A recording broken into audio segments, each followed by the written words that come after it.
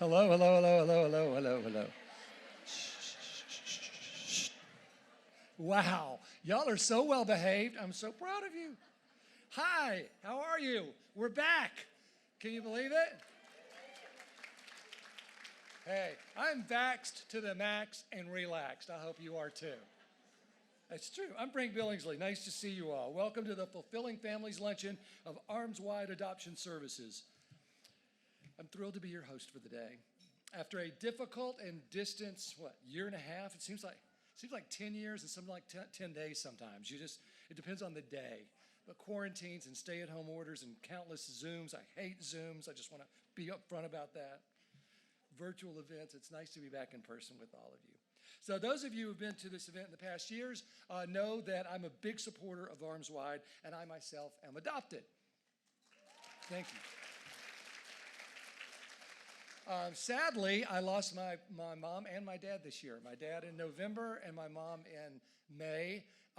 And so I think of them every day, but I think of them especially on a day like today. I mean, it's, it just points so much to I wouldn't be who I am today. I wouldn't be standing here before you had I not been adopted by those two wonderful people. They made me who I am today. And I loved them. I loved them to death. They were nurturing. They were, and all of those things that come with family. But don't forget what a safety net. I always slept better when I went home from college at their house because I knew I was safe. How many times do we hear, well, Dad will fix it or Mom will fix it? If Mom won't fix it, Dad will fix it. If Dad can't fix it, Mom can. But that also makes me eligible for adoption for many of you. So if you want to step up, I'm available. And I'm very self-sufficient these days, much more than when I was 4 months. So I'm easy to adopt if you're interested. I know. So anyway, this is my 7th year in a row. So on behalf of that, I want to thank the wonderful luncheon chairs for inviting me, Jill George, Bomar, and Allison Powell, and the entire luncheon host committee. I want to thank you all for joining us this afternoon because we're raising such needed money. We always need money, but we really needed it the last 2 years. So this is a really special luncheon for us today. We are live streaming to all you folks that are watching us on YouTube. Welcome. We've gotten $125,000 already. I know. That's so important because nearly half of Arms Wide annual budget is raised through private donations by folks like you all. You quite literally make Arms Wide's work possible and enable them to carry out their mission and help support kids in foster care and adoptive families in our community. And as I said, that's important every year, but it's so important this year because COVID, as you can imagine, adoption is a hands-on thing. It's an eyes-on, speech-on, feel-good, emotional thing. It's not a Zoom call. And it's been very tough, but they've accomplished it with fundraising events and programs and serving the kids and the families. It has been a challenge, but one that they have met. It's helped with the access to vaccines. I told this story to Annie that I was in the J&J trial a year ago, and I didn't know if I was going to get the real thing or not. And then my dad died. I brought my mom down here, and I had to go to the nursing home. So I said, you know what? I'm going to go ahead and get the Moderna because I'm not sure if I got the real J&J. So I got the Moderna, and then I got unblinded, and they said, oh, you got the real J&J. So I've had like 3 vaccines. And I just had my flu vaccine last week. I'm going to get my booster next week. Y'all can come here. We can make out. We're good. We're good. But we've all had to figure out new ways of doing things and of working and helping our kids learn, staying connected. You can imagine in your own family how tough it's been to stay connected with kids and get them educated and all of that. And then Arms Wide has had to figure out a new way of doing everything. So when the pandemic began, they immediately adapted their programming in order to support families through the foster care and adoption journeys so that they would be uninterrupted. They shifted information meetings and trainings to virtual formats. They checked in on children and families via Zoom and FaceTime. They tried to do as much visiting in person. They did whatever they could, 24 hours a day, 7 days a week. And then there's the post-adoption and the post-permanency programs. And Arms Wide dedicated staff connected families with community resources, including mental health support services, which I think we've all needed over the last 2 years in one way or another. They've moved support groups online. They hosted play therapy for kids via Zoom, organized safe distance family activities so families could feel a bit of normalcy. They've raised funds that were needed to offer the programs to the kids and families a little differently. We had to postpone this luncheon to today. It originally was going to be in May. They've shifted in-person events to virtual formats, as you all remember from last year's postponed turned virtual luncheon. And then they've had to write for grants to fund remote technology so all their staff could work from home. They acquired hardware donations, webcams, computers, tablets, so that kids could continue learning, and worked with generous corporate partners to make sure families had gifts for their kids during the holidays, despite tough circumstances. So through all of that, your donations are what supported Arms Wide through all of this. Children need families. It's so fundamental. Everyone in this room understands that. Whether we were raised by two parents, a single parent, a grandmother, an aunt or uncle, it takes a village. We know what families mean to us. Our families shape who we are. They love us unconditionally. They support us during our hardest moments, and they encourage us to be the best versions of ourselves. It's hard to do that without family. But there are thousands of children in Texas in foster care today who don't know that consistent love and support. They've endured so much trauma. They've weathered the uncertainty of the last 2 years without the stability of adults who care about them and can keep them safe. And these children, like all children, deserve families. Everyone deserves a loving family. And Arms Wide works day in and day out with your support to make that happen. In fact, over the past 44 years, Arms Wide has connected more than 2,200 children to foster care with loving, supportive, permanent families. I did the math, and if you take 2 weeks off for Christmas, that's one child per week. One child per week in 44 years has been placed by Arms Wide. A bit later in the program, you're going to hear from an incredible young lady I had the honor to meet, Danielle Smith, a recent graduate of Prairie View A&M, who was connected to her family through Arms Wide. And I know not every one of us, or you out in YouTube land, can be a foster parent or an adoptive parent. It's hard. It's hard. I was a step parent. It's tough. Unless you get me for a kid, it's different. But we can all do something to help children in foster care feel safe and loved unconditionally, to help connect kids with permanent caring families, to help adoptive families feel supported through their ups and downs. And that's why it's so nice that you're here today to support this mission. You are making it possible. In fact, I have the pleasure of a seatmate over there who didn't realize that Arms Wide doesn't charge a fee for any of its services. Nothing. It's a feeless, free programming. It's foster care, adoption, post-permanency, family support. Everything is free of charge. And that wouldn't be possible if it weren't for donations, if it wasn't for you folks like at events like today's luncheon and just writing a check. So before we break for lunch, we want to acknowledge the members of Arms Wide Adoption Services Board of Directors and Advisory Council, many of whom are with us today. They're just the most loyal, tireless supporters of this mission. We want to quickly recognize. First of all, could all the board members and advisory council members in attendance please stand up so we can give you a Texas hello?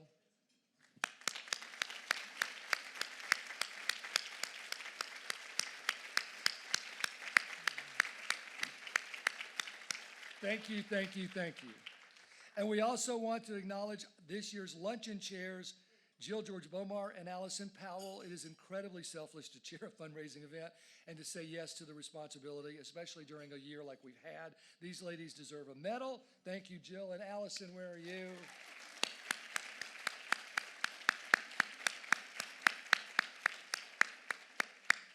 They've had fantastic support from many friends on the Powerhouse Luncheon Host Committee. So members of the Luncheon Host Committee, stand up to be recognized.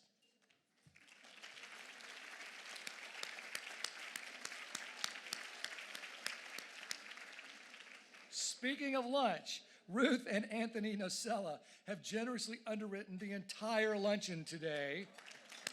Where are you? 100%, so that all of the gifts that we get today go straight to fuel Arms Wide's mission of transforming the lives of children. That is huge, please. Ruth and Anthony here, did I see you stand? Oh, well, why'd they give you all the bad seats? You're way over there. Thank you so much. And I see lunch is ready, so I'll start to wind down here. This year's keynote speaker, April Dinwoodie, is a transracially adopted person and nationally recognized as a thought leader on adoption and foster care. I watched some of her YouTube videos, and she's so bright, and she's going to have such wonderful messages for us today. She's been featured by The Atlantic, CNN, Bloomberg, the New York Times, among many others. Growing up, her family taught her about love, but she had to teach herself about life as a woman of color. Her podcast, Born in June, Raised in April, What Adoption Can Teach the World, facilitates important dialogue about identity, family, and transformational love. It's going to be an enlightening, inspirational keynote where April will share her own unique perspective on what adoption can teach the world. So I'm really looking forward to hearing from her. For now, it's time for that free lunch, so we'll be back shortly in about 15 minutes. In the meantime, bon appetit. Hello, everyone, I'm back.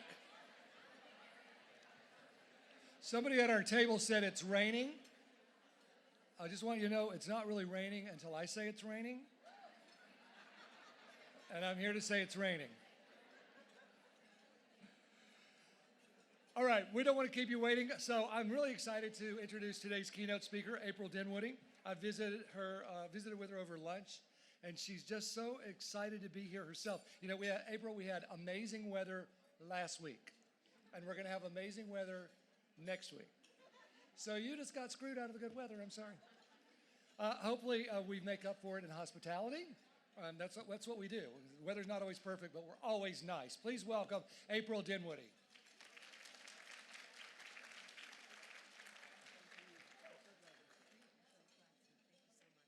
Hello. What a joy to be here with all of you. What a joy to be invited by the good folks at Arms Wide. After seeing me last year at a conference virtually, they decided that they wanted to bring me here, and I'm thrilled, and I'm so glad to be in person. So appreciate y'all for being here. And to Emily and Annie, Dwana, the whole staff at Arms Wide has literally opened their arms to me. And this has been long in the making, right? We've been talking about this for a while. The date moved, and so the anticipation has been great. So thank you for sharing in this with me. I come here with a really a message of joy and hope, but also one of a little bit of urgency, right? Because we have so much to do to help support families. And I'm going to share with you a few lessons that I've learned over time being a transracially adopted person, and with the hope that you will take some of those messages out into your lives, not just around adoption, but around family and identity and navigating difficulties. So I'm going to tell you a little bit about my family. I share a lot of things, and I share them openly. Unless I say don't repeat exactly what I said, you can repeat exactly what I say. And you can find me on social media. I'm easy to find. Everything is June in April. And I'll tell you a little bit more about that as we go. I have a few guiding principles that I use when I am speaking to families. I do a lot of coaching of families who have adopted. And last night, I had the joy of being with some of the Arms Wide families on a Zoom call. And I don't know whose idea it was, but it was a brilliant idea to do that last night because I was able to get a real sense of what these families are concerned about, what they're joyful about, what they're nervous about, and just to experience their lives through that Zoom last night and some of the questions that came through. So it was a joy to really be with them. So a few guiding principles for me, and it starts with my parents, right? And I think they are the reason why I can do all of this. And I use this idea that all parents are my parents, especially when I'm talking to adoptive parents, because I have to say things about my parents that are hard. Who has wishes of their parents that they wish maybe some things were different, right? Yeah. Well, when there is adoption in the matrix, you can really think of this idea that there is somewhere better than here, right? And so when I started to think about how I could contribute to the future of families, especially those that were experiencing crisis and reformation through adoption and foster care, I thought I have to share some of the things that were hard for me. And it starts with my parents, Tom and Sandy. They were high school sweethearts. My mother said, if I come to the junior prom, that means we're engaged, because I'm not going to the prom unless we're engaged. So they went to the junior prom, they got engaged, and as soon as it's a strategy, right? I should have learned from my mother. We'll see about all this. They were married, and soon after they were married, like many of their contemporaries, they wanted to have children. But something happened, and they weren't having children right away. They weren't getting pregnant. And it was a really, really emotionally difficult time for my family, my parents. And I don't bring it up a lot, but it's a really interesting window into where I'm always trying to find connectivity through experiences that weren't shared. I'm brown and adopted. They're white and not adopted. How can they understand this experience? And one of the things that I drew from their early life and having trouble conceiving was that they were othered. Their friends who were having children stopped inviting them to stuff. Does everybody understand that, right? Because family stuff, kids and stuff, we do this over here. And it was heartbreaking to my family. It was heartbreaking to my parents. They felt othered. And it's the closest that two white people that are privileged from Rhode Island will ever get to feel what it feels like to be different, right? I don't like to bring that up because it's painful. Even now, my parents, my dad's 80 and my mom's 78. And it's a joy to still have them here with me. But even now, it's painful for them to think about that time. So I bring that up to say, one, when we're talking about adoption and foster care, we're talking about family. When we're talking about family, we're talking about relationships. When we're talking about relationships, we're talking about procreation. Sometimes we're even talking about sex. We're talking about all these things. And when your life brings you difficulties, it's important that we acknowledge and talk about those things. So all of this is in the big bucket of adoption and foster care and family, and it's closer to you than you sometimes think. So, of course, life goes on, and as the doctors predicted, my parents got pregnant, and they got pregnant with my oldest brother, Tad. And because they couldn't get pregnant for so long, right away they had my next brother, Jim, 11 months later. And then about 3 years later, they had my sister, Dawn.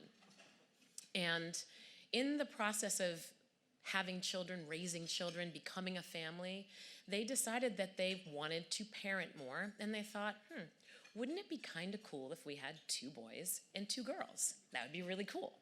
And back in the 70s, the way that you engineered a family of 4, where you could say, I want that sex of child to be in our family, is you adopted a child. And they decided that adoption would be a great option for them. They had no idea what it meant to adopt. They had open hearts, open arms, open minds, and they said to the agency, we will love any child, medically fragile, another race, it doesn't matter. So, lo and behold, ta-da, there she is. I joined the Dinwoodie family as a foster to adopt placement. So the idea was that when parental rights were relinquished, that I would then join this family legally as their child through adoption. But before all that, I was born. And this is Helen June, my mother of origin. I have this image of her and several others, but it's really the only physical image that I have of her. And I received this after I was in reunion with some of my family of origin after Helen had passed. So we're all born. We all share that as well. So after I was born, I went into temporary foster care. And this is a picture of me in temporary foster care. And people say a lot, oh my gosh, April, like you were so little. And how old were you when you were adopted? I was like, well, I was 2, but I was 8 months in foster care. And then people say, well, you don't remember anything. Our bodies and our brains remember, right? And what is so fascinating to me is this idea of, I had my first Christmas in foster care. And all of these moments that And the foster care agency wasn't even supposed to give me the pictures and my family because they were supposed to be private and separated. We've come so long away from this idea of amputating children from one family and grafting them onto another without any preparation and support. That's why Arms Wide is so important, because they're making these connections and they're not just transactionally moving, they're transforming families and lives through the work that they do. It's something that my family didn't have. So, as my life continued, there was always this interest in where I came from. And I will share a little bit, and you'll get the play on the names. This is Junebug in the corner there. Helen June, who told you is my mother of origin, that's her mother, Junebug. And then I have a half-sister, Debbie, who's older than me, and her daughter, June. Now, these are all people that, Helen and Junebug no longer with us on the planet, but Debbie and June I am in reunion with, so these reconnections as grown-ups. It's a journey, by the way. All that to say that June is a very powerful and poignant family name in my family of origin. And what my parents did not know when they named me April Elizabeth is that I was already named June Elizabeth at birth. And it was just a fluke, and of course, I am not born in either one of those months, which is also interesting. I am born in October soon, and to be have a birthday. But I think of it this way: 4, the 4th month, which is April, plus 6, the 6th month, which is June, equals 10, the 10th month, which is April. So I'm always trying to add it up and have it make sense. It doesn't always, but sometimes. And the reason why I talk so much about adoption in my life is because as a kid, surrounded by all these people who loved me, I had a lot of questions. Who am I? How did I get here? Who are all these people, and why are they all so white? Right? And as I was getting the love and the nurturing from this amazing family, I didn't have a lot of the fundamental questions about adoption that I needed to have answered. So I went on a very sometimes unconscious mission as a kid, but as I grew up, I wanted a very clear message of trying to understand adoption, trying to understand identity, and trying to understand hard things, and trying to really understand love. And that's what adoption has taught me, and I'm going to share a little bit about that. And the reason why I talk so much is this is a great friend of mine who was on my podcast, Joyce McGuire-Pavo. She said, I would ask questions about adoption, and the answer would always be, would you pass the broccoli, please? Anybody else do that? It's called CTS, change the subject, when something hard comes up. But we cannot do that in adoption today. That is no longer an option to change the subject, pass the broccoli, and that's, again, why Arms Wide is so critical, because while they're transacting, they're also transforming, and they are having the conversations, having the tough conversations about all of this. So I want to talk a little bit about language because I want you to see my real family. These are my cousins, and these are my birth cousins, my family of origin. I just had the joy to be with some of them recently. So I call this my real family. And this is also my family. This is the family that adopted me. This is my family in Rhode Island. And I have to just put this out there because one of the things that Arms Wide does so well, and we talked about last night, is this idea of language is so critically important. If it happened once, it's happened 1,000 times. Someone says, April, do you know your real family? And as a kid, I was like, real family? What do you mean? I'm real, they're real. What are you talking about? If one of the families is real, the one that didn't keep me is real, and the one that I'm with right now and who's taking care of me is not, what does that make me? It's all so real, and it's the nuance of some of those things that we're doing in real time with families supported by Arms Wide. So back to a few of the lessons that I've learned. So now everything I do is born in June, raised in April, and I got to thinking, the calendar is a thing. The calendar is a very moral document. Where you spend your time, where you dedicate and spend your time, is a representative of what is important to you. So I thought, okay, the calendar is also a unifier. We all sort of have to deal with the calendar. This event was on your calendar. If you're not on the same calendar, if you're off the grid, I don't know you. So we're all here, we have to use the calendar. So I use the calendar very particularly to help children and families have these transformational conversations about adoption. Every month has a theme. And that carries over into my podcast. And we talk about some of the harder things in adoption, some of the fun and celebratory things, and it helps us understand relationships better, all the things. Every single month has a way in which we can talk about family and identity, with some of the more powerful months being months like May, when we talk about Mother's Day. Am I allowed to have two moms and have one that loves me and be thinking about the other one that I don't know? All of these intricate things that we do around the calendar. It's helped me to think about fundamental questions that we all have to answer about who am I? Identity comes up so much in adoption, and what we have done over time is we have expected adopted persons to move through one family experience to another without all the tools for healthy identity development. So adoption teaches us that we all have to have a healthy identity. And if you have access to people, places, and things that you haven't investigated around your identity, I say go for it. I had to do it because I didn't have the pieces and parts. I'm better for it. I hope you all take the message with you, like of thinking, who am I really? What do I value? The next is about relationships, right?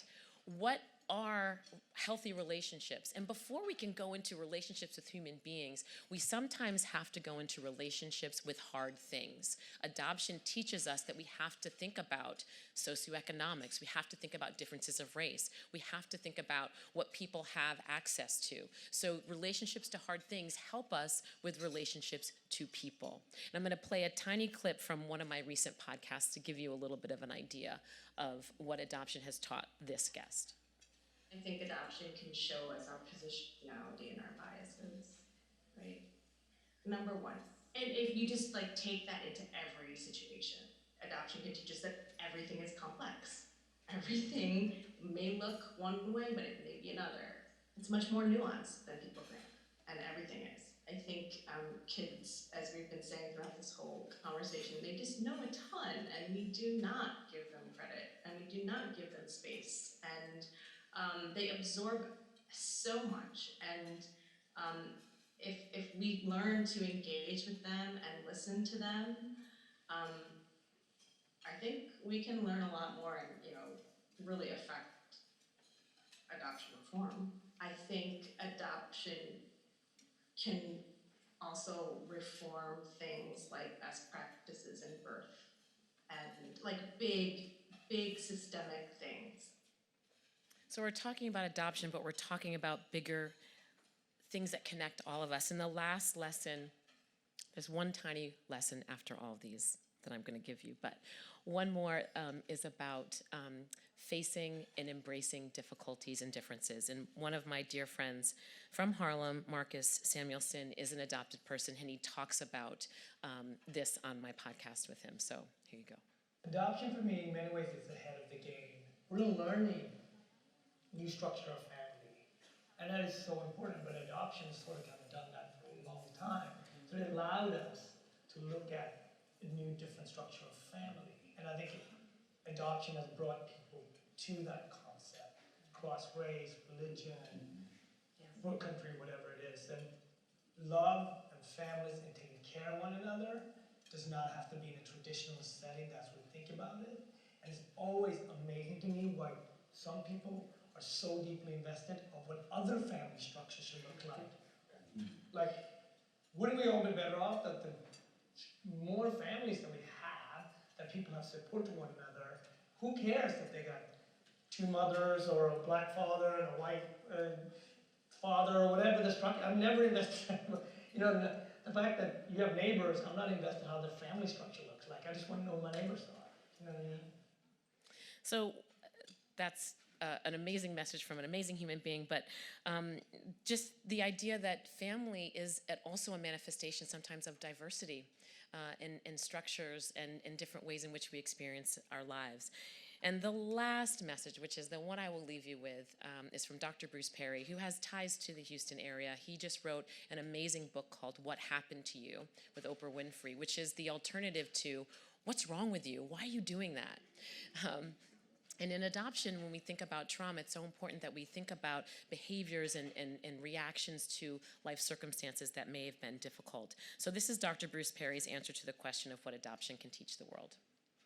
I think adoption is one of the most amazing manifestations of the capacity of human beings to love and be a caring species. Because in many ways, I think adoption is transcending biology in that a parent or a parents see a young, vulnerable member of our species and pull them close to their heart, make them part of their family, make them part of their community, make them part of their culture, and do their very best to see that they grow up in a positive way. There are people out there who've heard of the concept, the selfish gene.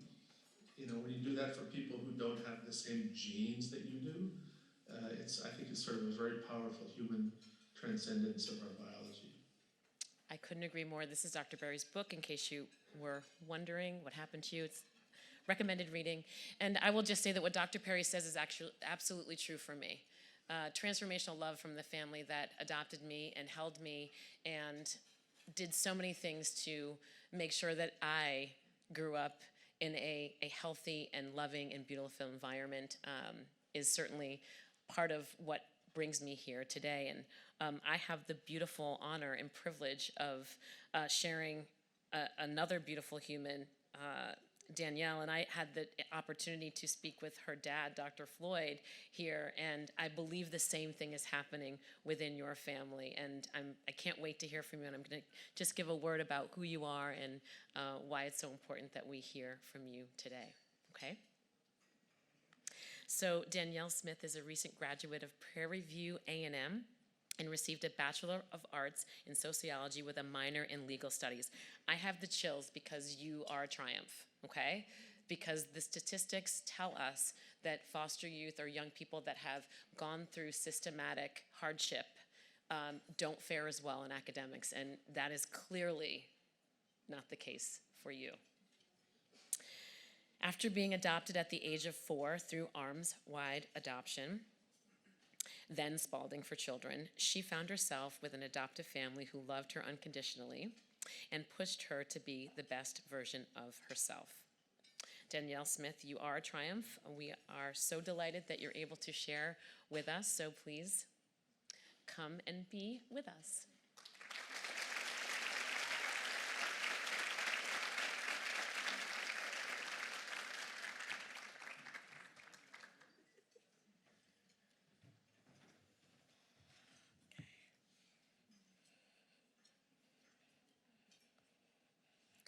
Hello, everyone.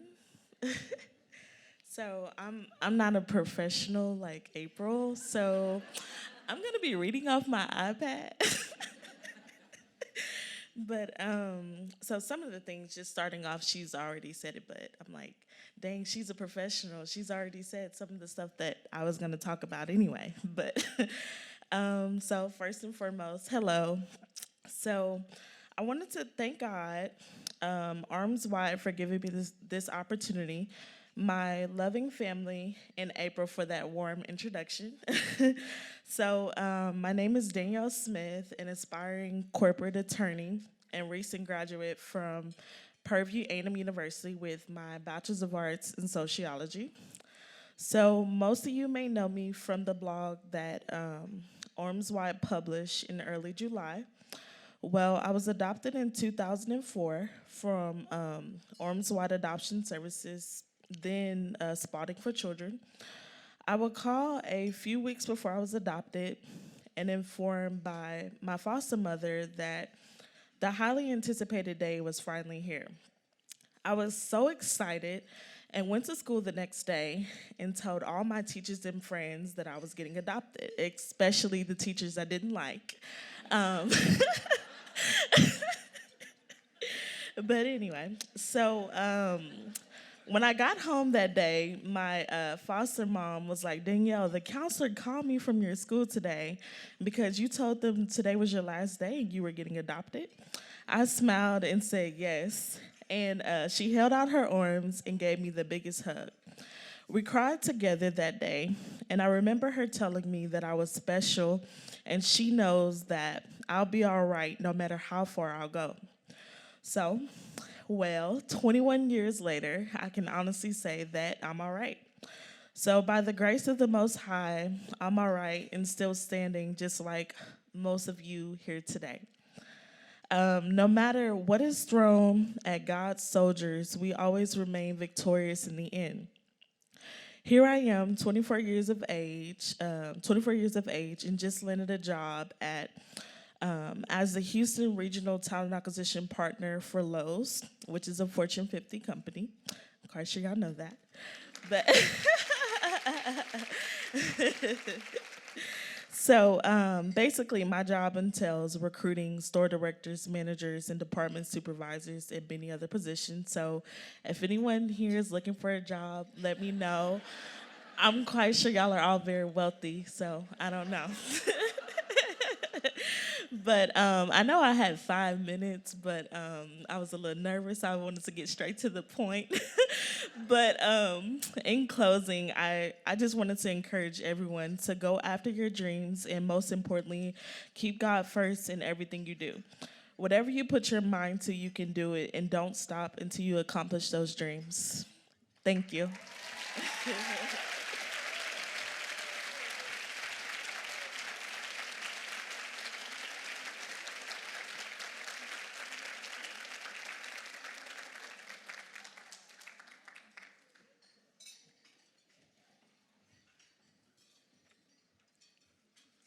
Well, how do you follow that?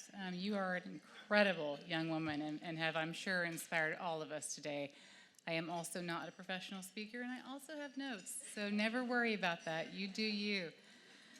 So good afternoon, everyone. I'm Shannon Kenny, and I'm honored to serve as the board chair for Arms Wide Adoption Services. Arms Wide, as you all know and have heard today, is an amazing organization with a mission that's very close to my heart. It brings me a lot of joy and pride from incredible young people like Danielle, whose lives were touched by Arms Wide and who will become the next generation of advocates and change makers for children. So thank you, Danielle. It's so nice to see so many of you today here in support of Arms Wide and the vital work the organization does to enrich the lives of children in foster care and adoptive families in our community. On behalf of the entire board of directors, thank you so much for being here. Seeing some of my friends now. It's great to see everyone. So I'm really excited to be able to introduce you to Arms Wide President and CEO, Dawanna Jernigan. Dawanna joined Arms Wide in April last year after our longtime CEO retired. And to say spring of last year turned out to be a difficult time to take on a new leadership role at a nonprofit is an understatement. And although none of us knew that at the time, Dawanna has led the organization terrifically. She is a lifelong advocate who brings more than 25 years of extensive child welfare experience to Arms Wide, and like I said, has done a fantastic job. And I know that while the timing may not have been ideal, she came at the exact right time and has proven to be the exact right person to lead the agency into its next phase. Today's luncheon is the first time Dawanna has been able to meet many of our supporters and many of our fellow board members in person after being with Arms Wide for over a year and a half, which is pretty phenomenal. So I'm thrilled to be able to introduce her to you all today and to work alongside her to impact even more children and families who need Arms Wide Adoption Services. So please join me in welcoming Arms Wide Adoption Services CEO and President Dawanna Jernigan.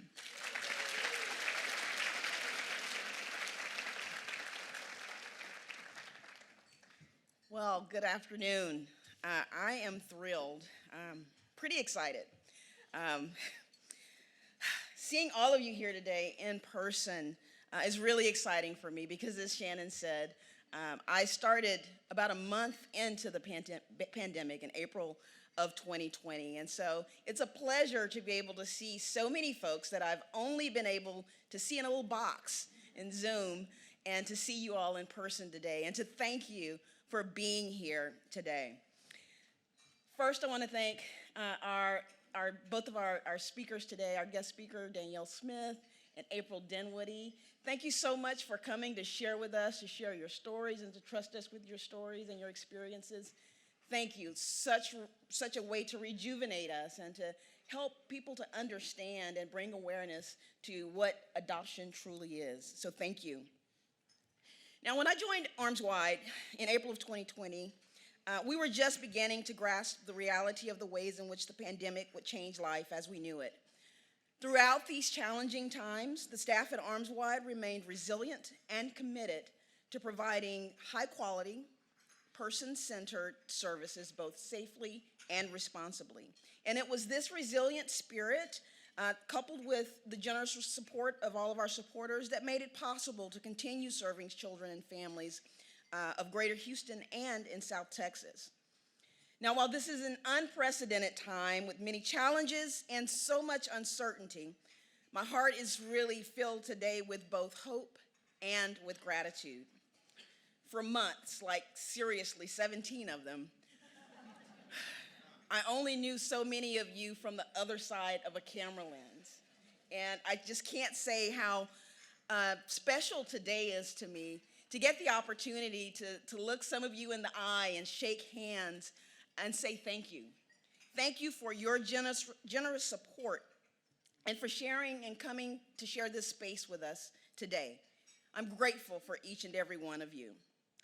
I also want to take this opportunity to thank the staff of Arms Wide, those who are here and those who may be watching via live stream. Thank you for making mission happen every day and for making mission a reality every day at Arms Wide Adoption Services. And to the board of directors, thank you, and thank you. You trusted me, and I hope you're still trusting me, to lead this organization. And your incredible support has meant so much to me over the past 17 months. Showing up at board meetings at 8:45 in the morning, coming to those extra committee meetings, that really means a lot. And I've enjoyed experiencing the support that you've provided over the past 17 months. And to all of our supporters, all of you here today, both first-timers and some of our long-term supporters, thank you. Your generosity makes this work possible, and we wouldn't be here if it wasn't for you today. Now, even though the past year has presented some social and economic challenges, it's also been a year and a time of new heights for Arms Wide Adoption Services, for which I'm grateful. We were fortunate to grow our post-adoption program by acquiring the entire service contract for Greater Houston, making us the sole provider of post-adoption services for the region for the first time in the contract's 30-year history. We also expanded our services for foster care in the South Texas region and now are able to offer foster care and foster to adopt services in response to that region's placement capacity crisis. In response to the state's long-standing problem of racial disproportionality or the overrepresentation of Black children in foster care, through generous community support, we developed a recruitment and outreach program called It Takes a Village. And this program is to recruit and support families to parent these children and help them to stay in their families and in their communities.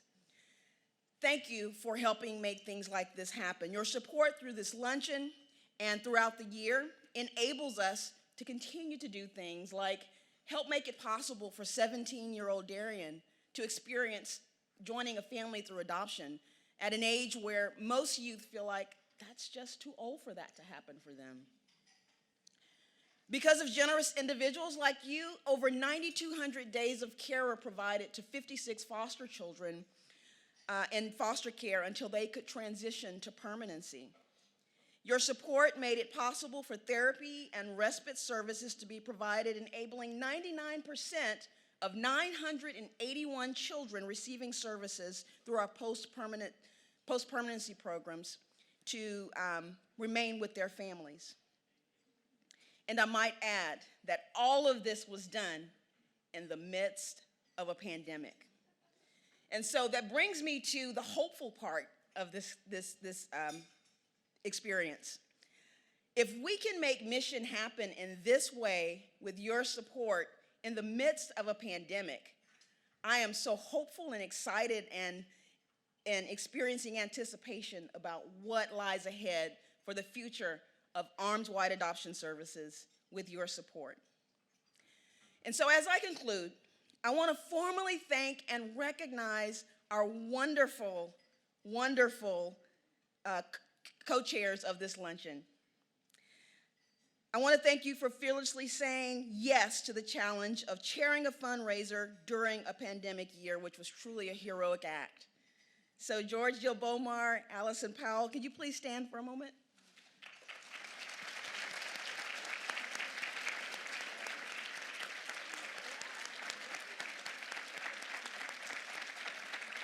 Thank you. Jill and Allison worked so hard to bring all of you here today for so many months. And I just want to say thank you. This is just a token of our appreciation, and it doesn't come near to be enough to express how grateful we are for the work that you've done to bring friends, both old and new, into this space today. So thank you. I hope those flowers brighten your day as you have brightened ours over this period of preparing for this luncheon. So thank you, thank you, thank you. So I'm going to turn it over back to Frank for a moment as we conclude today's program. But again, I want to say to each of you, thank you all again for being here with us today and for making our mission possible. Thank you.